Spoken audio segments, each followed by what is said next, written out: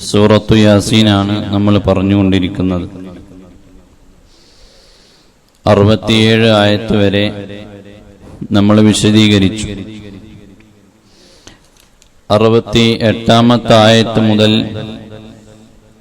76-ാം ആയത്ത് വരെയാണ് ഇൻഷാ അല്ലാഹ് ഇന്ന് നമ്മൾ പറയുന്നത്. കഴിഞ്ഞ ആയത്തുകളിൽ സൂറത്ത് യാസീനിന്റെ തുടക്കം മുതൽ പല വിഷയങ്ങളിലും ആ ആയത്തുകൾ സ്പർശിച്ചു പോയിട്ടുണ്ട്. അവസാനം അല്ലാഹു സുബ്ഹാനഹു വ തആല മനുഷ്യർക്ക് എത്രയോ സൗകര്യങ്ങളും നിഅമത്തുകളും നൽകിയിട്ടും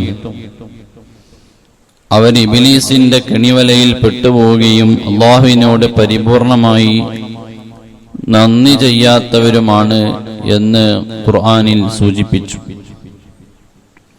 എന്നിട്ട് അല്ലാഹു തആല പറയുന്നുണ്ട്, വലൗ നശാഉ ലമസഖ്നാഹും അലാ മകാനതിഹിം ഫമസ്തതാഉ മുളിയം വലാ യർജിഊൻ. അല്ലാഹു തആല നമ്മെ അങ്ങ് രൂപം മാറ്റിക്കളഞ്ഞാൽ, നമ്മെ കല്ലോ അല്ലെങ്കിൽ വേറെ എന്തെങ്കിലുമൊക്കെ ആക്കി മാറ്റി നമ്മുടെ ജീവൻ നമ്മിൽ നിന്ന് എടുത്തു കളഞ്ഞാൽ ആർക്കും ഒന്നും ചെയ്യാൻ പറ്റില്ല. എല്ലാം അള്ളാഹുവിന്റെ കാരുണ്യം കൊണ്ട് ഇങ്ങനെ നടന്നു പോവുകയാണ് എന്ന് അള്ളാഹു പറയും. ആ തൂണിന്റെ മറവൊന്നും ഇങ്ങോട്ട് ഇരുന്ന എനിക്കൊന്ന് കാണാൻ, ഇങ്ങോട്ട് കയറി.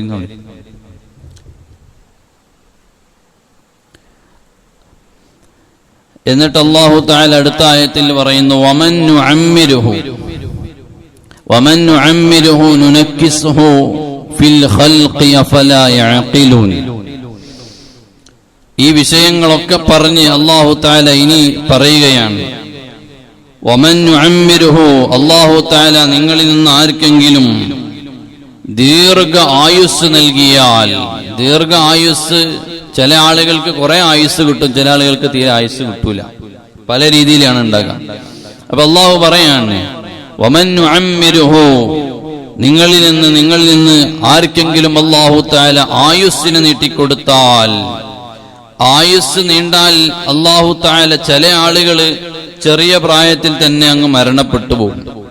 എന്നാൽ ചില ആളുകൾ ഒരു യുവാവാകുമ്പോൾ മരിച്ചു പോകും. മറ്റു ചിലർക്ക് അല്ലാഹു തആല 100-90 വയസ്സ് വരെ അങ്ങോട്ട് നീട്ടിക്കൊടുക്കും. ഇങ്ങനെ പല ആളുകൾക്കും അല്ലാഹു അവന്റെ ഇഷ്ടപ്രകാരമാണ് ആയുസ്സിനെ കൊടുക്കുന്നത്.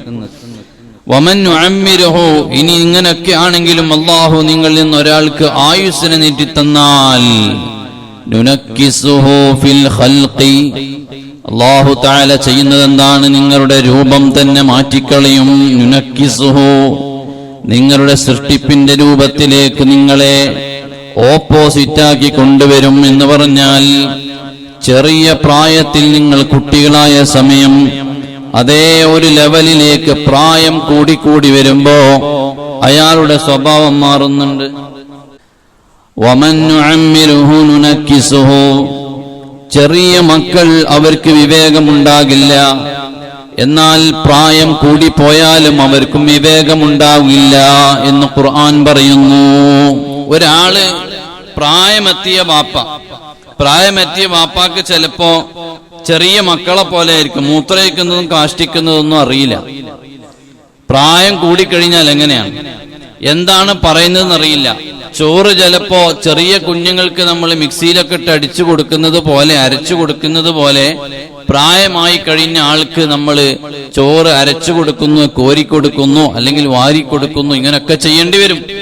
അതാണ് ഖുർആൻ പറഞ്ഞത്, വമൻ നുഅമ്മിരുഹു, നിങ്ങളിൽ നിന്ന് ആർക്കെങ്കിലും അല്ലാഹു തആല ആയുസ്സിനെ വല്ലാതെ നീട്ടിയിട്ട് തന്നാൽ, നുനക്കിസുഹു ഫിൽ ഖൽഖി, അല്ലാഹു തആല അവന്റെ ആകൃതികളെ, രൂപങ്ങളെ മാറ്റിമറിക്കുകയാണ്.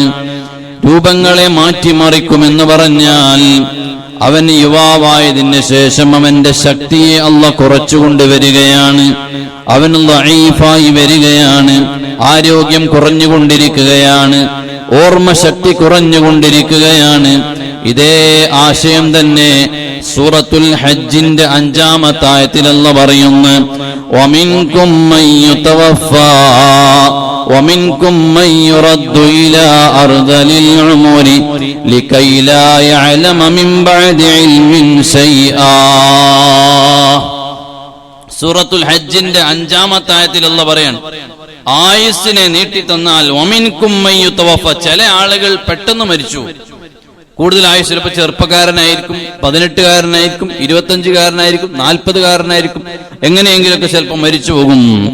എന്നാൽ വമിൻകും മൻ യുറദ്ദു ഇലാ അർദലിൽ ഉമൂരി ലകൈ ലാ യഅലമ മിൻ ബഅദി ഇൽമിൻ ശൈആ. ചില ആളുകളോ അവർക്ക് അല്ലാഹു 90, 100, 100ന്റെ മുകളിൽ വരെ ആയുസ് കൊടുക്കും. ആ ആയുസ് കൊടുക്കുമ്പോഴോ അവര് നേരത്തെ വലിയ അറിവുള്ളവനായിരിക്കും, പക്ഷേ അവന്റെ നേരത്തെ അറിഞ്ഞതൊക്കെ അവൻ പ്രായമെത്തുമ്പോ മറന്നു പോവുകയാണ്. നല്ല ഓർമ്മശക്തിയും നല്ല വിവരമൊക്കെ ഉള്ള ആളായിരിക്കും, പക്ഷെ പ്രായം അങ്ങോട്ട് അധികരിച്ചു കഴിഞ്ഞാൽ പിന്നെ പിച്ചിയും പയും പറയാൻ തുടങ്ങും. അവന് ചെന്നിന്റെ അസുഖമാണ്, മറ്റതാണ് മറിച്ചതാന്നൊക്കെ പറയും. എന്താ പറയണേ, എവിടെ പറയണ്ടേ ഒന്നും അറിയില്ല, അങ്ങനെ പറഞ്ഞുകൊണ്ടിരിക്കും. എല്ലാവർക്കും ഒരു ഭാരമായി തീരുമെന്നർത്ഥം.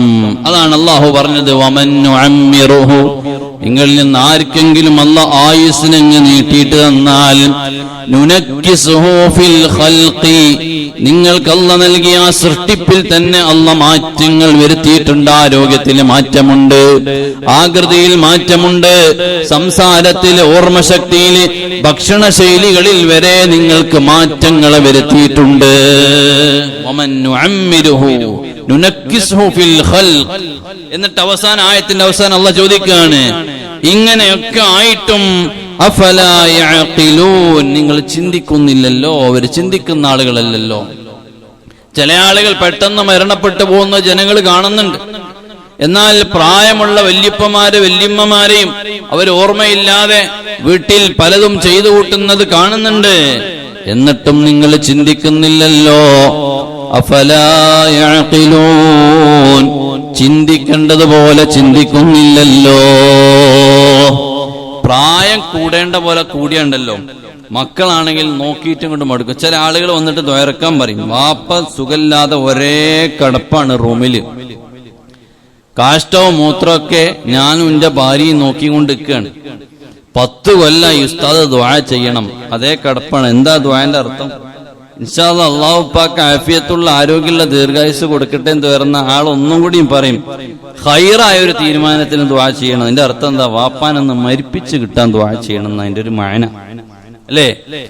സുഖമില്ലാതെ ആയി കഴിഞ്ഞാൽ, അങ്ങനെ ഒരു വാപ്പയോ ഉമ്മയോ വീട്ടിൽ അങ്ങ് കിടപ്പായി കഴിഞ്ഞാൽ എല്ലാവർക്കും ഒരു ഭാരമായി മാറും. കാരണം വിവേകമില്ലാത്ത ഒരാള്, ചെറിയ മക്കളെ പോലെ ഓർമ്മയില്ല, എന്ത് ചെയ്യുന്നു എന്നറിയില്ല. ചില ആളുകൾക്ക്, ചില പ്രായമുള്ള ആളുകൾ എന്താണ്, എവിടെയാണ് കാഷ്ടിക്കുന്നത്, എവിടെയാണ് മൂത്രിക്കുന്നത് പോലും ഓർമ്മയുണ്ടാവില്ല പ്രായമെത്തുമ്പോ. അതാണ് അല്ലാഹു പറഞ്ഞത്, അങ്ങനെ ചെറിയ ഒരു പ്രായത്തിലേക്ക് നിങ്ങൾ വലിയ ഓർമ്മയും അറിവും ഉണ്ടായിരുന്ന ആളുകളെ പ്രായം നീട്ടി തന്നപ്പോഴേക്ക് മാറ്റിമറിച്ച് ഞാൻ എത്തിക്കുന്നുണ്ട്. എന്നിട്ടും അഫലാ യഅഖിലൂൻ, നിങ്ങൾ ചിന്തിക്കുന്നില്ലേ? ഇനി നോക്കൂ നിങ്ങൾ, അടുത്ത ആയത്തിൽ അല്ലാഹു നല്ല ഒരു മറുപടിയാണ് കൊടുക്കുന്നത്. നബി സല്ലല്ലാഹു അലൈഹി വസല്ലമ തങ്ങളെ കാലഘട്ടത്തിൽ ഉണ്ടായിരുന്ന ശത്രുക്കൾ, അവർ നബി സല്ലല്ലാഹു അലൈഹി വസല്ലമ തങ്ങളെ പരിഹസിച്ചിട്ടുണ്ട്. ഖുർആൻ ഓതുന്ന ശൈലികൾ കേട്ടപ്പോൾ ഖുർആൻ ചെറിയ ഒരു കവിത മാത്രമാണ് എന്ന് പറഞ്ഞു വിട്ടവരുണ്ട്, പരിഹസിച്ചവരുണ്ട്. അവർക്കെല്ലാം ഒരു മറുപടിയായിട്ട് അല്ലാഹു പറയുന്നു, وما علمناه الشعر وما ينبغي له إن هو إلا ذكر وقرآن مبين. وما علمناه الشعر, നബി സല്ലല്ലാഹു അലൈഹി വസല്ലമ തങ്ങൾക്ക് നമ്മൾ ഒരു പാട്ട് പഠിപ്പിച്ചിട്ടില്ല. നബി തങ്ങൾ ഒരു പാട്ടുകാരനാക്കിയിട്ടല്ല വിട്ടത്, ഒരു കവിയായിട്ടല്ല നബി തങ്ങളെ വിട്ടത്. അതുകൊണ്ട് തന്നെ നബി സല്ലല്ലാഹു അലൈഹി വസല്ലമ തങ്ങൾ ഇവിടെ അവതരിപ്പിക്കുന്ന വിശുദ്ധ ഖുർആനും ഒരിക്കലും ഒരു കവിതയല്ല, അതൊരു പാട്ടല്ല. വമാ അല്ലംനാഹു ശിഅറ, നബിയെ, നബി സല്ലല്ലാഹു അലൈഹി വസല്ലമ തങ്ങളെ നാം ഒരു പാട്ടും നമ്മൾ കവിതയും നമ്മൾ പഠിപ്പിച്ചിട്ടില്ല. നബി സല്ലല്ലാഹു അലൈഹി വസല്ലമ തങ്ങൾ ഒരു പാട്ടുകാരനൊന്നുമല്ല. അതങ്ങനെയാണല്ലോ. അമ്പിയാക്കന്മാർ ഒരു പാട്ടുകാരൻ എന്ന് പറഞ്ഞാൽ വലിയ സംഭവമൊന്നുമല്ല. പാട്ടുകാരൻ, ചില ആളുകൾ ആലിമീങ്ങളും പാട്ടുകാരന്മാരാവാൻ പാടില്ല. ആലിമീകൾ മിൻഹാജ് എന്ന ഗ്രന്ഥത്തിന്റെ മത്തിനിൽ തന്നെ പറഞ്ഞില്ലേ, ആലിം ഒരു പണ്ഡിതൻ ഒരു പാട്ടുകാരനായിട്ടൊന്നുമല്ല അറിയപ്പെടേണ്ടത്. ഒരു ആലിം പാട്ടുകാരനാവൽ കറാഹത്താണ്. മിൻഹാജിന്റെ മത്തിനിൽ വെണ്ടക്ക അക്ഷരത്തിൽ എഴുതി വെച്ചിട്ടുണ്ട്. അതുകൊണ്ട് ആലിമിന് യോജിച്ചല്ല പാട്ടും പഠിച്ചാൽ അതൊരു തൊഴിലാക്കി നടക്കുന്ന ചില ആളുകളുണ്ട്. പാടില്ല.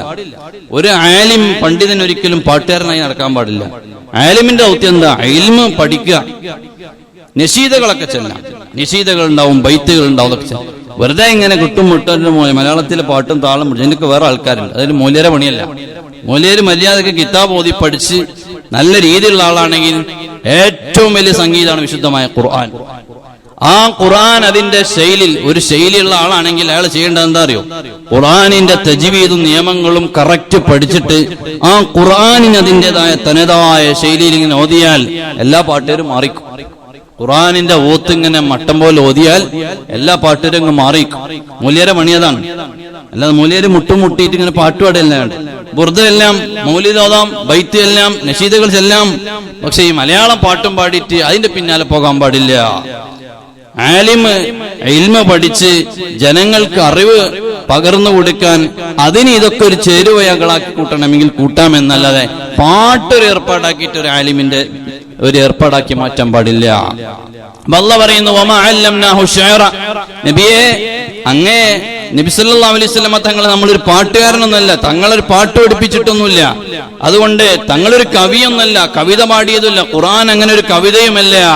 പിന്നെ അന്നത്തെ കാലത്ത് അശ്ലീലങ്ങൾ പറഞ്ഞുകൊണ്ട് കവിതകൾ ഉണ്ടാക്കിയിരുന്ന പല അറബികളും ഉണ്ടായിരുന്നു, സാഹിത്യകാരന്മാരും ഉണ്ടായിരുന്നു. അതിനോട് ചേർത്തിട്ടാണ് ഈ പറഞ്ഞതെന്ന് ചില മുഫസ്സിരീങ്ങൾ പറഞ്ഞിട്ടുണ്ട്. അതുകൊണ്ട് അങ്ങനെയുള്ളൊരു കവിതയുമല്ല ഇത്, സാധാരണ പാട്ടുമല്ല, കവിതയുമല്ല. എന്നാൽ അതൊന്നുമല്ലാത്ത എന്തൊരു മധുരമുള്ള ശൈലി വിശുദ്ധമായ ഖുർആനിന്. അതാണ് പറഞ്ഞത്, ഇതൊരു പാട്ടല്ല, ഒരു കവിതയല്ല. പിന്നെയോ അങ്ങനെ ഒരു കവിത പാടാൻ നബി സല്ലല്ലാഹു അലൈഹി വസല്ലം തങ്ങളെ ഏൽപ്പിച്ചിട്ടുമില്ല. പിന്നെ എന്താണ് ഇത്? ഇൻഹുവ ഇല്ലാ ദിക്റുൻ വഖുർആനും മുബീൻ. എല്ലാ നിയമങ്ങളെയും അവതരിപ്പിച്ച അല്ലാഹുവിന്റെ കലാമായ വിശുദ്ധ ഖുർആനാണ് ഈ ഗ്രന്ഥം. അല്ലാതെ ഇത് കേവലം ഒരു കവിതയല്ല. അപ്പൊ ചിലപ്പോ നമുക്കൊരു സംശയം വരും, നബി സല്ലല്ലാഹു അലൈഹി വസല്ലം തങ്ങൾ തന്നെ പാട്ട് പാടിയതിനെ പ്രോത്സാഹിപ്പിച്ചിട്ടുണ്ടല്ലോ. നബി തങ്ങൾ തന്നെ ചില അവസരങ്ങളിൽ കവിതകൾ പാടിയിട്ടുണ്ടല്ലോ. യുദ്ധത്തിന്റെ രണാങ്കളത്തിലേക്ക് ഇറങ്ങി ശത്രുപക്ഷത്തേക്ക് ചെല്ലുന്ന സമയത്ത് നബി സല്ലല്ലാഹു അലൈഹി വസല്ലം തങ്ങളെ വെല്ലുവിളിച്ച ശത്രു പാട്ട് പാടിയിട്ടാണ് നേരിട്ടത്. ഉടനെ നബി സല്ലല്ലാഹു അലൈഹി വസല്ലം തങ്ങൾ തിരിച്ചും പാടി, അന നബിയ്യുൻ ലാ കദിബ് അന ബനു അബ്ദുൽ മുത്തലിബ്, ഞാൻ നബിയാണ്, ഇത് കളവല്ല, ഞാൻ അബ്ദുൽ മുത്തലിബിന്റെ മോനാടാ എന്ന് പറഞ്ഞ് നബി തങ്ങളും അങ്ങോട്ടും അതുപോലെ പാടിയിട്ട് പോരാടിയിട്ടുണ്ട്. അപ്പൊ നബി തങ്ങൾ അവിടെ പാടിയില്ലേ? അതുകൊണ്ട് നബി തങ്ങൾക്ക് അവിടെ അങ്ങനെ എന്തിയാ പാടിയതെന്ന് ചോദ്യമുണ്ട്. ചില സ്ഥലങ്ങളിൽ ഹസ്സാൻ ഇബ്നു സാബിത്ത് റളിയല്ലാഹു അൻഹു നബി സല്ലല്ലാഹു അലൈഹി വസല്ലം തങ്ങളെ മദ്ഹ് പാടിയപ്പോൾ മദ്ഹ് പാടാൻ വേണ്ടി പ്രത്യേകം വേദി കൊടുത്തിട്ടുണ്ട് ഹസ്സാൻ ഇബ്നു സാബിത്ത് തങ്ങൾക്ക്. അതെന്താന്ന് പറഞ്ഞാൽ നമ്മൾ ഈ പാടുന്ന പാട്ടല്ല, നസീദ. ഇപ്പൊ ഇവിടെ തങ്ങള് ആവശ്യമായി വന്നപ്പോ പ്രതികരണത്തിന്റെ രൂപത്തിലാണ് അന നബിയ്യുൻ ലാ കദിബ് അന ഇബ്നു അബ്ദുൽ മുത്തലിബ്. അതൊരു വെല്ലുവിളിയായിട്ടാണ്. അവൻ പാട്ടുകൊണ്ട് ഇങ്ങോട്ട് വെല്ലുവിളിച്ചപ്പം ഇവിടെ സാഹിത്യം അറിയാത്ത ആളാണ്, കഴിവില്ലാത്ത ആളാണ്, ഞാനൊരു നബിന്നേടാന്ന് പറയുന്നതിന് പകരം അതേ ശൈലിയിൽ അങ്ങോട്ട് അടിയടിച്ച ഒരാൾ ഇങ്ങോട്ട് ഇങ്ങനെ ഇംഗ്ലീഷിൽ പറയുന്നേ. ഒരു മൂല്യരെ കണ്ടപ്പോ ഒരാൾ ഇംഗ്ലീഷിൽ ഇങ്ങനെ പറയുന്നേ, മൂല്യർക്ക് ഇംഗ്ലീഷ് അറിയില്ല ചുറ്റും. അപ്പൊ ഈ മൂല്യര് കുറെയൊക്കെ ഇങ്ങനെ കേട്ടുന്നിട്ട് ജിന്ത തപ്പി പറയണെന്ന് ചോദിച്ചു കഴിഞ്ഞാൽ ആ ചങ്ങായിന്റെ മുമ്പിൽ വഷളായി. നേരെ മറിച്ച് മൂല്യർ അങ്ങോട്ട് തിരിച്ച് ഇംഗ്ലീഷിൽ 4 ഡയലോഗ് അടിച്ചു കഴിഞ്ഞാൽ ഈ ചങ്ങായി കുറച്ചോ അവന്റെ വീമ്പൊക്കെ നിൽക്കും എന്ന രീതിയിൽ നബി സല്ലല്ലാഹു അലൈഹി വസല്ലം തങ്ങളോട് നിമിഷ കവികളായ ആളുകൾ വന്നിട്ട് പാട്ടിലൂടെ അങ്ങ് ചോദിക്കുകയാണ്. കവിത ചൊല്ലി നിമിഷ കവി നേരത്തെ എഴുതി കൊണ്ടുവന്ന് നോക്കി വായിക്കല്ല, അപ്പക്കപ്പോൾ അവിടെ നിന്നുണ്ടാകുന്ന സാഹചര്യം അനുസരിച്ച് പാടുകയാണ്. ആ പാട്ടിന് ഉടനെ മറുപടി നബി സല്ലല്ലാഹു അലൈഹി വസല്ലം തങ്ങൾ കൊടുത്തോളണം. കാരണം അത് തങ്ങളുടെ ഇസ്സത്താണ്. അതുകൊണ്ട് നബി തങ്ങൾ അവിടെ പാടി, അന നബിയ്യുൻ ലാ കദിബ്, മോനെ ഞാൻ നബിയാണ്, കള്ളമല്ല പറയുന്നത്. പിന്നെ ഞാൻ ആരാണെന്നറിയോ? പുറത്തുനിന്ന് വന്ന് താമസിച്ച ആളല്ല. അന ഇബ്നു അബ്ദുൽ മുത്തലിബ്, അബ്ദുൽ മുത്തലിബിന്റെ പേരമകനാടാ. അപ്പൊ അവിടെ നബി തങ്ങൾക്ക് പാടണം, അവിടെ നബി തങ്ങൾ കവിത ചൊല്ലണം. അപ്പൊ ആവശ്യമെങ്കിൽ നേരെ മറിച്ച് ഒരു പാട്ടുകാരനായിട്ടോ ഖുർആൻ ഒരു കവിതയുമായിട്ടോ ഒരു കവിതയുടെ സമാഹാരമോ അല്ല. വിശുദ്ധ ഖുർആൻ എല്ലാവർക്കും എപ്പോഴും ഉൾക്കൊള്ളാൻ പറ്റുന്ന അള്ളാഹുവിന്റെ വിശുദ്ധമായ കലാമാണ് എന്ന് ഖുർആൻ തന്നെ പറയാണ്. വമാ അല്ലംനാഹു ശിഅറ വമാ യംബഗീ ലഹു ഇൻ ഹുവ ഇല്ലാ ദിക്റുൻ വഖുർആനും മുബീൻ. എന്നിട്ട് അല്ലാഹു തആല പറയാണ്, ഈ ഖുർആൻ എന്തിനാണ് ഇറക്കിയത്? ലിയുൻദിറ മൻ കാന ഹയ്യൻ വയഹിഖൽ ഖൗലു അലൽ കാഫിരീൻ. എന്തിനാണ്? ജീവനുള്ള ആളുകൾക്ക് താക്കീതാണ്. ജീവനുള്ള ആളുകൾക്ക് താക്കീതാണ് എന്ന് പറഞ്ഞാൽ ആരാണ് ഈ ജീവനുള്ളവർ? മൻ കാന ഹയ്യൻ എന്ന് പറഞ്ഞാൽ ആരാണ്? മുഅ്മിനീങ്ങളാണ്. റൂഹ് എന്ന് പറഞ്ഞാൽ എല്ലാവരുടെ ശരീരത്തിലും ഉണ്ടാവും, ആത്മാവ് എല്ലാവരുടെ ശരീരത്തിലുണ്ടാവും. ആ ആത്മാവിന്റെ ആത്മാവുണ്ട്, ആത്മാവിന് ജീവനുണ്ട് എന്ന് നമ്മൾ ഇസ്ലാമിന്റെ ഭാഷയിൽ പറയുന്നത് എപ്പോഴാണ്? ആത്മാവ് ഏക ഇലാഹിൽ വിശ്വസിച്ചവരായിരിക്കും. കാഫിരിന്റെ ആത്മാവ് ചത്ത ആത്മാവാണെന്ന് നമ്മൾ പറയാം. ജീവനില്ല, കാരണം സത്യം മനസ്സിലാക്കാൻ പറ്റിയിട്ടില്ല, അതുകൊണ്ട് ജീവനില്ലാത്ത ആത്മാവാണ്. മുസ്ലിം ആകണം, അപ്പോഴാണ് ജീവനുള്ളവൻ എന്ന് പറയാൻ പറ്റും. നമ്മളെ ഇസ്ലാമിന്റെ ശൈലിയിൽ ആ ഒരു പ്രയോഗമാണ് ഖുർആൻ പറയുന്നത്. ഖുർആൻ പറഞ്ഞത് അതാണ്, ലിയുൻദിറ മൻ കാന ഹയ്യൻ. ജീവിച്ചിരിക്കുന്നതെന്ന് പറഞ്ഞാൽ ബോധ്യപ്പെട്ടവന്, അതേ റൂഹുകൾ മുഅ്മിനീങ്ങളായ ആളുകൾക്ക് അവർക്ക് താക്കീതാണ്. നിങ്ങൾ ഭയപ്പെടുത്തി അറിയിക്കുകയാണ്, നിങ്ങൾ അപകടത്തിൽ പോയി പെടരുത്. അത് മനസ്സിലാക്കാനാണ് ഖുർആൻ. പിന്നെ എന്തിനും കൂടെയാണ് വയഹിഖൽ ഖൗലു അലൽ കാഫിരീൻ. കാഫിരീങ്ങൾക്ക് അദാബുണ്ട്, അവരോടെല്ലാം ഇവിടുന്ന് തന്നെ വിളിച്ചു പറഞ്ഞിട്ടുണ്ട്. എന്നാൽ നാളെ അവിടെ നിന്ന് അവർ വാക്ക് മാറുമ്പോ ഈ ഖുർആൻ അവരുടെ മുമ്പിൽ അവർക്ക് വെല്ലുവിളിയായി വെക്കാനാണ്. ഇവിടുന്ന് പറയും, ചിലപ്പോ അവിടുന്ന് ഒരു വാക്ക് മാറും. പഠിച്ചവന് ഇതൊരു 2 വാക്ക് അവിടുന്ന് പറഞ്ഞു നിൽക്കണമെങ്കിൽ ഞങ്ങൾ നന്നായിരുന്നല്ലോ എന്ന് പറഞ്ഞാലോ, അപ്പൊ ഈ ഖുർആൻ അങ്ങ് കാണിച്ചു കൊടുക്കാലോ, അവതരിപ്പിക്കാലോ, നിങ്ങൾക്ക് പറഞ്ഞു തന്നിട്ടുണ്ട് എന്ന് പറയാലോ. വയഹിഖൽ ഖൗലു അലൽ കാഫിരീൻ. മുഅ്മിനീങ്ങൾക്ക് നല്ലത് മനസ്സിലാക്കാനും കാഫിരീങ്ങൾക്ക് താക്കീതുമായിട്ടാണ്. എന്നിട്ട് അല്ലാഹു തആല പറഞ്ഞു, അവലം യറൗ അന്നാ ഖലഖനാ. വീണ്ടും അവർക്ക് കൊടുത്ത നിഅമത്തുകൾ എടുത്തു പറയാണല്ലോ. അല്ലാഹു തആല എത്രയോ നിഅമത്ത് നമ്മൾ യാസീനിൽ തന്നെ വിശദീകരിച്ചു. ഇത് 13ാമത്തെ ക്ലാസ്സാണ് സൂറത്തു യാസീനിന്റെ. ഇൻഷാ അല്ലാഹ് ഒരു ക്ലാസ്സും കൂടെ നടന്നാലേ നമ്മുടെ സൂറത്ത് യാസീൻ പൂർത്തിയാവുള്ളൂ. ഈ ഇത്രയും ക്ലാസ്സുകളിൽ നമ്മൾ പറഞ്ഞത് അല്ലാഹു നമുക്ക് നൽകിയ ഓരോരോ നിഅമത്തുകളും നമ്മുടെ കൺമുമ്പിൽ കാണുന്ന ഓരോരോ സാഹചര്യങ്ങളെയും സൂറത്ത് യാസീൻ വിശദീകരിക്കുകയാണ്. ഇനി അടുത്ത ഒന്നുകൂടെ അല്ലാഹ് പറയുന്നു, അവലം യറൗ അന്നാ ഖലഖനാ ലഹും മിമ്മാ അമിലത് ഐദീനാ അൻആമൻ ഫഹും ലഹാ മാലികൂൻ. നിങ്ങൾക്ക് അല്ലാഹു തആല ഉടമപ്പെടുത്തി തന്ന ചില കാര്യങ്ങളുണ്ട്. അതെന്താണെന്നറിയുമോ? അൻആമൻ, ഒട്ടകങ്ങളുണ്ട്, പശുവുണ്ട്, ആടുണ്ട്, ഇങ്ങനെ നാക്കാലികളെ നിങ്ങൾക്ക് അല്ലാഹു തആല സംവിധാനിച്ചു തന്നിട്ടുണ്ട്. ഫഹും ലഹാ മാലികൂൻ. ആ നാക്കാലികളെല്ലാം നിങ്ങളുടെ ഉടമസ്ഥതയിലാണ്. യഥാർത്ഥത്തിൽ അള്ളയാണ് എല്ലാം നിങ്ങൾക്ക് അധീനപ്പെടുത്തി തന്നത്. ആ നാൽക്കാലികളെ നിങ്ങൾക്ക് അല്ലാഹു അധീനപ്പെടുത്തി തന്നിട്ടുണ്ട്. എന്നിട്ട് അല്ലാഹു അടുത്ത ആയത്തിൽ ഒന്നുകൂടെ വ്യക്തമാക്കി പറയാണ്, വദല്ലൽനാഹാ ലഹും ഫമിൻഹാ റകൂബുഹും വമിൻഹാ യഅകുലൂൻ.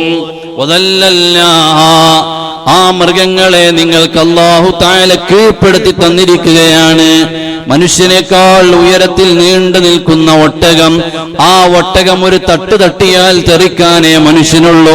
പക്ഷേ ആ മനുഷ്യൻ 2-3 ആളുകൾ ഒട്ടകത്തെ മെരുക്കിയെടുത്ത് വാഹനമായി ഉപയോഗിക്കുന്നുണ്ട്, അതിനെ കീഴ്പ്പെടുത്തിയിട്ടുണ്ട്. വദല്ലൽനാഹാ, ഖുർആൻ പറയുന്നു, പശുവിനെ, കാളയെ, പോത്തിനെ, ഇങ്ങനെ ഒട്ടകത്തെ, ആനയെ നിങ്ങൾക്ക് മനുഷ്യന്മാർക്ക് അല്ലാഹു അധീനപ്പെടുത്തി തന്നിട്ടുണ്ട്. ഇത് മനുഷ്യന്റെ കഴിവല്ല, അല്ലാഹുവിന്റെ തീരുമാനമാണ്. വദല്ലൽനാഹാ. നിങ്ങൾ ആലോചിച്ച് നോക്കിയേ, വീട്ടിൽ വളർത്തുന്ന കാള, വീട്ടിലുള്ള പേരക്കുട്ടിയായിരിക്കും, ചെറിയ കുട്ടിയായിരിക്കും, അതിന്റെ കയറും പിടിച്ച് ഇങ്ങനെ പോണേ. കാള നല്ല അച്ചടക്കത്തോടെ ഭയങ്കര തവാളുവോടെ ഇങ്ങനെ പിന്നിൽ നടന്നു. ആ കാള ഒന്ന് പറഞ്ഞാൽ മതി, ആ കുട്ടി തെറിക്കും.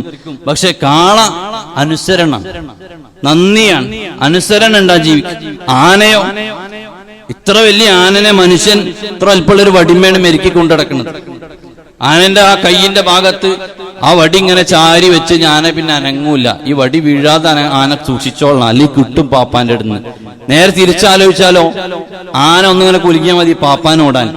പക്ഷേ അല്ലാഹു വദല്ലല്ലാഹ, പഠിച്ചവൻ പറയണം, നിങ്ങൾക്ക് ഇത് നിങ്ങളെ കഴിവുകൊണ്ടൊന്നല്ല, ഇതൊന്നും സംവിധാനിച്ച നിങ്ങളെ കഴിവല്ല. മനുഷ്യൻ ആനയെ മെരുക്കി, മനുഷ്യൻ പോത്തിനെ മെരുക്കി, അങ്ങനെ ആക്കി ഇങ്ങനെ ആക്കി എന്നൊക്കെ പറയും. പക്ഷേ അല്ലാഹ് പറയാണ് വദല്ലല്ലാഹ, ഇതിനെ മുഴുവനും കീഴ്പ്പെടുത്തി തന്നത് അല്ലാഹയാണ്. ആ മൃഗങ്ങൾ, അവിടെ ഒരു പാടുണ്ട്, ആ മൃഗങ്ങൾക്ക് ആ മനുഷ്യൻ ആ വീട്ടിലെ ചെറിയ കുഞ്ഞെ മുമ്പിൽ, കാളയുടെ മുമ്പിൽ കയറും പിടിച്ച് അതിനെ കെട്ടിയിടാനുള്ള സ്ഥലത്തേക്ക് പോകുമ്പോ വളരെ അച്ചടക്കത്തോടെ അനുസരണയോടെ ആ പോത്ത് അല്ലെങ്കിൽ കാള ചെറിയ കുഞ്ഞിന്റെ കൂടെ ഇങ്ങനെ, ചിലപ്പോ കയറൊന്നും വേണ്ട, എന്നാന്ന് പറഞ്ഞാൽ തന്നെ കൂടെ പോരും. അങ്ങനെ എത്രയോ അച്ചടക്കത്തോടെ ആ മൃഗം വരുമ്പോ ആ മൃഗത്തിന് പുല്ല് കൊടുത്തതിന്റെ പേരിൽ, ആ മൃഗത്തിന് വെള്ളം കൊടുത്തതിന്റെ പേരിൽ, അതിനെ നല്ലപോലെ നോക്കിയതിന്റെ പേരിൽ എത്രയോ എത്രയോ ആ മൃഗം തിരിച്ചു നന്ദി ചെയ്യുന്നുണ്ട് ഈ ചെറിയ മനുഷ്യനോട്. എന്നാൽ അള്ളാഹുവിന്റെ ഒരു ഉൾവിളി, ഒരു ചോദ്യമാണ്, മനുഷ്യ, ഇത് മുഴുവനും നിനക്ക് സംവിധാനിച്ചു തന്നിട്ട് നീ എനിക്ക് നന്ദി കാണിക്കുന്നില്ല, നീ എന്നോട് നന്ദി കാണിക്കുന്നില്ല. അല്ലാഹ് പറയുന്നു വദല്ലല്ലാഹ, നിങ്ങൾക്ക് ഞാനാണത് എല്ലാം കീഴ്പ്പെടുത്തി തന്നത്. മൃഗങ്ങളെ കീഴ്പ്പെടുത്തിയെന്ന് മാത്രമല്ല, വദല്ലൽനാഹും ഫമിൻഹാ റകൂബുഹും, ആ മൃഗങ്ങളെ നിങ്ങൾ വാഹനങ്ങളാക്കി ഉപയോഗിക്കുന്നുണ്ട്, ഒട്ടകത്തിന്റെ പുറത്തു കയറി നിങ്ങൾ യാത്ര ചെയ്യുന്നുണ്ട്. അപ്പൊ മനുഷ്യനെ മനുഷ്യന്റെ പവർ ഉണ്ടാവുമെന്നും പറയാൻ പറ്റൂല. മനുഷ്യനെ എല്ലാറ്റിനെയും മരിക്കാൻ കഴിയണില്ല. അള്ളാഹു കീഴ്പ്പെടുത്തി കൊടുക്കുന്ന ചില മൃഗങ്ങളുണ്ട്, അവയെ മാത്രമാണ് മനുഷ്യന് കീഴ്പ്പെടുത്തുക. ഒരു കൊതുകിനെ ആർക്കെങ്കിലും കീഴ്പ്പെടുത്താൻ പറ്റുണ്ടോ? കൊതുക് ഇഷ്ടമുള്ള വീട്ടിൽ ഇങ്ങനെ പോവാന്നല്ലാതെ, അല്ലേ? വേറെന്തെല്ലോ ജീവികളുണ്ട്, എല്ലാ ജീവികളെയും മനുഷ്യന് കീഴ്പ്പെടുത്താൻ കഴിയണില്ല. അപ്പൊ അല്ലാഹു തആല ഇതിന്റെ പിന്നിൽ കീഴ്പ്പെടാൻ വേണ്ടി ഒരു ഉള്ളിൽ നിന്നൊരു തള്ളൽ ആരോ കൊടുക്കുന്നുണ്ട്. അവിടെയാണ് അള്ളാഹുവിന്റെ ചോദ്യം. നിങ്ങൾ മനുഷ്യർ വിചാരിച്ചാൽ എല്ലാ മൃഗങ്ങളും നിങ്ങൾക്ക് കീഴ്പ്പെടൂല, നമ്മളാണ് ഇതെല്ലാം സംവിധാനിച്ചു തന്നത്. അതിന്റെ മുകളിൽ കയറിയിരുന്ന വാഹനമായി നിങ്ങൾ സഞ്ചരിക്കുന്നുണ്ട്, അത് സംവിധാനിച്ചു തന്നത് നമ്മളാണ്. അവരെ തന്നെ നിങ്ങൾ അറുത്ത് കശാപ്പ് ചെയ്യുന്നുണ്ട്, അവരെ തന്നെ നിങ്ങൾ ഭക്ഷിക്കുന്നുണ്ട്. എന്നിട്ട് അല്ലാഹു തആല പറയാണ്, വലഹും ഫീഹാ മനാഫിഉ വമശാരിബു ഫലാ യശ്കുറൂൻ. ആ ജീവികളിൽ നിന്ന് വേറെയും ഉപകാരമുണ്ട്. ആ ജീവികളുടെ രോമങ്ങൾ, അവയുടെ എല്ലുകൾ, അവരുടെ തോലുകൾ എല്ലാം ഉപയോഗിച്ച് മനുഷ്യൻ പലതും നിർമ്മിക്കുന്നുണ്ട്. വമശാരിബു, ആ മൃഗങ്ങൾ നിങ്ങൾക്ക് പാല് തരുന്നുണ്ട്, അവർ നിങ്ങൾക്ക് കുടിക്കാനുള്ള നല്ല പാല് തരുന്നുണ്ട്. ഇതെല്ലാം നിങ്ങൾക്ക് സംവിധാനിച്ചു തന്നത് ഞാനാണ്. എന്നിട്ടും ആ മൃഗങ്ങൾ നിങ്ങളോട് ചെയ്ത നന്ദി പോലെ അത്ര പോലും അഫലാ യശ്കുറൂൻ, നിങ്ങൾ എന്നോട് നന്ദി കാണിച്ചില്ലല്ലോ. എന്താണ് അള്ളാഹിന്റെ ചോദ്യം നോക്കിയത് നിങ്ങൾ? ഇതാണ് സൂറത്ത് യാസീൻ ഖൽബുൽ ഖുർആൻ എന്ന് പറയാനുള്ള കാരണം. ഇതിനർത്ഥം ഇങ്ങനെ ചിന്തിച്ച് ഓതിയുണ്ടല്ലോ, മനുഷ്യനെല്ലാം മറന്നു, എല്ലാ ഭാഗവും ടച്ച് ചെയ്തിട്ടാണ്. അതാണ് സൂറത്ത് യാസീനിന് ഇത്രയും പ്രാധാന്യം. അടുത്ത ചോദിക്കുന്ന ചോദ്യം കണ്ടോ നിങ്ങൾ? കാഫിരീങ്ങളോട് ചോദിക്കാണ്, വത്തഖദൂ മിൻ ദൂനില്ലാഹി, അല്ലാഹ് പറയുന്നു, വത്തഖദൂ മിൻ ദൂനില്ലാഹി ആലിഹതൻ ലഅല്ലഹും യൻസുറൂൻ. മനുഷ്യ, ഈ സംവിധാനങ്ങളൊക്കെ നിനക്ക് ചെയ്തു തന്നിട്ട് അതേ ആളുകൾ ചെയ്ത് ഇങ്ങോട്ടാണ് പോയത്. വത്തഖദൂ മിൻ ദൂനില്ലാഹി ആലിഹതൻ, ബിംബങ്ങൾ ആരാധിക്കാനാണ് മനുഷ്യൻ പോയത്. പ്രതിമകളെ മണ്ണ് കൊണ്ടുണ്ടാക്കിയ, സ്വർണം കൊണ്ടുണ്ടാക്കിയ, വെള്ളി കൊണ്ടുണ്ടാക്കിയ ബിംബങ്ങളുടെ മുമ്പിൽ പൂജിക്കാനാണ് മനുഷ്യൻ പോയത്. എന്ത് വിചാരിച്ചിട്ടാ പോയത്? ലഅല്ലഹും യൻസുറൂൻ, യൻസറൂൻ. അവരൊക്കെ നല്ല സഹായം തരും വിചാരിച്ചിട്ടാ പോയത്. പക്ഷെ ഉണ്ടോ? ഇല്ല. ബാക്കി അല്ലാഹ് തന്നെ പറയുന്നുണ്ട്, ലാ യസ്തതിഊന. സൂറത്ത് യാസീന്റെ ലാസ്റ്റ് ഭാഗമാണിത്. ലാ യസ്തതിഊന നസ്റഹും വഹും ലഹും ജുൻദും മുഹ്ളറൂൻ. മോനെ, അങ്ങനെ നീ പോയി, എന്നാൽ പോയാൽ എന്താ അവസ്ഥ? ലാ യസ്തതിഊന നസ്റഹും വഹും ലഹും ജുൻദും മുഹ്ളറൂൻ. സ്വർണത്തിന്റെ പ്രതിഭയാണ്, ദൈവമാണത്രേ. മണ്ണിന്റെ പ്രതിമയാണ്, ദൈവമാണത്രേ. വെള്ളി കൊണ്ടുണ്ടാക്കിയ പ്രതിമയാണ്, അത് ദൈവമാണത്രേ. ആ ബിംബത്തിന്റെ മുമ്പിൽ ഖുർആൻ പറയാൻ, അതിന്റെ മുമ്പിൽ ചെന്നിട്ട് നീ നിന്റെ ആവശ്യങ്ങളും സങ്കടങ്ങളൊക്കെ ഇങ്ങനെ പറയാണ്. പക്ഷേ രാത്രിയാകുമ്പോ ഈ ബിംബത്തിന്, ദൈവത്തിന് കള്ളം കൊണ്ടുപോകാതിരിക്കാൻ ലഹും ജുൻദും മുഹ്ളറൂൻ, നിങ്ങൾ തന്നെ അവരുടെ പടയാളികളായി നിന്നു കൊടുക്കുകയാണ്. ഖുർആൻ ചോദിക്കുന്നത് എത്ര ഓപ്പൺ ആയിട്ടാണ്. സ്വർണത്തിന്റെ ബിംബമുണ്ട്, അതിന്റെ മുമ്പിൽ പകലന്തിയോളം പോയിട്ട് പറയാണ്, ഞങ്ങളെല്ലാ പ്രശ്നങ്ങളും പരിഹരിച്ചു തരണോ. എന്നിട്ട് രാത്രിയായാലോ പിന്നെ ദൈവത്തിന് കള്ളം കൊണ്ടുപോകണ കാത്തിരിക്കാണ്. ഖുർആൻ ചോദിക്കാണ്, നിങ്ങൾ അവർക്ക് സൈനികരായി നിന്നു കൊടുക്കുകയാണ്. എത്ര വിഡ്ഢിത്തമാണ്. സൂറത്ത് യാസീൻ. നിങ്ങളുടെ ദൈവം പിന്നെ എന്ത് വിഡ്ഢിത്തപ്പറ്റി നിങ്ങൾ ഒന്ന് ആലോചിച്ച് നോക്കിയെന്നാ ഖുർആൻ പറയണേ. പകലന്തിയോളം ഞങ്ങളെ കാര്യങ്ങൾക്ക് ഞങ്ങൾക്ക് കാവൽ നൽകണേ, ഞങ്ങൾക്ക് കാവൽ നൽകണേ ദൈവത്തിനോട് പറയാ. രാത്രി ഇപ്പന്റെ പണി എന്താ? ദൈവത്തിന് കാവൽ നിൽക്കണ പണിയാ. സ്വർണത്തിന്റെ ബിംബത്തിനെ കള്ളന്മാര് കൊണ്ടുപോകാതിരിക്കാൻ വേണ്ടിട്ട് ഇപ്പന്റെ പണി എന്താ? ദൈവത്തിന് കാവൽ നിൽക്കുക. അപ്പൊ എത്ര വിഡ്ഢിത്താന്നാ ഖുർആൻ ചോദിക്കുന്നത്. ലഹും ജുൻദുൻ മുഹ്ളറൂൻ. അവിടെ ഇങ്ങനെ കാവൽക്കാരായിട്ട് നിൽക്കുകയാണ്, ഒരു പടയാളിയായിട്ട് നിന്നു കൊടുക്കുകയാണ് ഖുർആൻ ചോദിക്കുന്നത്. എന്നിട്ട് നബി സല്ലല്ലാഹു അലൈഹി വസല്ലം തങ്ങളോട് അല്ലാഹ് പറയാണ്, നബിയേ, അങ്ങയുടെ മുമ്പിൽ അങ്ങേ വിമർശിക്കാൻ ആളുണ്ട്, അങ്ങയെ പരിഹസിക്കാൻ ആളുണ്ട്. എന്നാൽ ഫലാ യഹ്സുൻക ഖൗലുഹും ഇന്നാ നഅലമു മാ യുസിറൂന വമാ യുഅ്ലിനൂൻ. നബി, അങ്ങ് വിഷമിക്കണ്ട. ഫലാ യഹ്സുൻക ഖൗലുഹും, അവരങ്ങ് വിഷമിപ്പിക്കുന്ന വാക്കുകൾ പറഞ്ഞിട്ടുണ്ടാകാം. മുഹമ്മദ് നീ കള്ളനാണ്, സാഹിറാണ്, ഭ്രാന്തനാണ് എന്നൊക്കെ അങ്ങേ വിളിച്ചിട്ടുണ്ടാകാം. നബിയെ, അങ്ങ് ടെൻഷൻ അടിക്കണ്ട നബിയെ. ഇന്നാ നഅലമു മാ യുസിറൂന വമാ യുഅ്ലിനൂൻ. ആ ബിംബങ്ങളെ കുറിച്ച് അവര് രഹസ്യമാക്കി വെച്ചത് എന്തൊക്കെയുണ്ട്, പരസ്യമാക്കിയതൊക്കെ എന്തൊക്കെയുണ്ട്, എല്ലാം നബിയെ അങ്ങയുടെ റബ്ബായ ഞാൻ അറിയുന്നുണ്ട്. പിന്നെ അങ്ങെന്തിനാണ് ടെൻഷൻ അടിക്കുന്നത് നബിയെ? ടെൻഷൻ അടിക്കണ്ട. അങ്ങക്കെതിരെ വരുന്ന എല്ലാ ഗൂഢാലോചനകളും ഞാൻ അറിയുന്നുണ്ട്. അതനുസരിച്ച് ഞാൻ ഇവിടുന്ന് ഓർഡർ തരും. അതുപോലെ അങ്ങ് ചെയ്താൽ മതി നബി. നിങ്ങൾ പിന്നെ പേടിച്ച് വെറുതെ ടെൻഷൻ അടിച്ചിട്ട് ഇരിക്കേണ്ട ആവശ്യമൊന്നുമില്ല. കുടുങ്ങിയ സ്ഥലത്ത് ഞാൻ രക്ഷപ്പെടുത്തും. അല്ലേ? നബി സല്ലല്ലാഹു അലൈഹി വസല്ലം ഹിജ്റ പോകുമ്പോഴല്ലേ തങ്ങളെ കണ്ടു എന്ന് പറഞ്ഞിട്ട് പറഞ്ഞു കൊടുക്കാൻ വേണ്ടി പോണ ഒരുത്തൻ അവന്റെ കുതിര മണ്ണുക്കാൻ എടുത്ത് ആന്നാണ് പോയി എന്നാ പറഞ്ഞു. കാലാണ് പൂണ്ടുപോയി, ഓടിയതാണ്, ധൃതി പിടിച്ച് ഓടിയത്. മുഹമ്മദ് പോണ വഴി ഞാൻ കണ്ടിട്ടുണ്ടെന്ന് പറഞ്ഞു കൊടുക്കാൻ വേണ്ടി പോകാൻ ഒരുങ്ങിയിട്ടുള്ളൂ. അപ്പൊക്കന്നെ അല്ലാതെ പോണം, ഓനക്ക് മതിയായി. അപ്പൊ അള്ളാഹ് സ്പോട്ടില് അല്ലാഹു തആല തീരുമാനം കൊടുക്കും. അതുകൊണ്ട് നബി എന്തിനു വെറുതെ ടെൻഷൻ അടിക്കണ്ട.